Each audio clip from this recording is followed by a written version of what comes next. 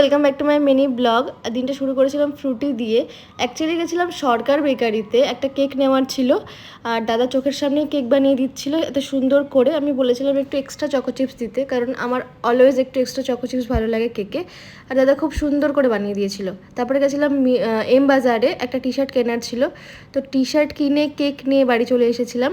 আর বাড়ি এসে দেখলাম যে এত অ্যারেঞ্জমেন্ট হয়েছে, ইঁচড়, ডাল, চিকেন, মিষ্টি, দই, পায়েস, চাটনি, স্যালাড সব কিছু ছিল। আর তারপরেই সন্ধ্যাবেলা বেরিয়েছিলাম একটুখানি। আর ক্যামেরায় একটুখানি ভিডিও করতে করতে দেখলাম কেমন একটা মোটা হয়ে গেছি আমি। তোমরা একটু কমেন্ট করো তো, আমাকে সত্যিই মোটা হচ্ছি? আর তারপরেই গেছিলাম কফি খেতে। আর বাড়ি আসার সময় আমরা একটা গান শুনতে শুনতে বাড়ি এলাম, তোমরাও শুনে নাও।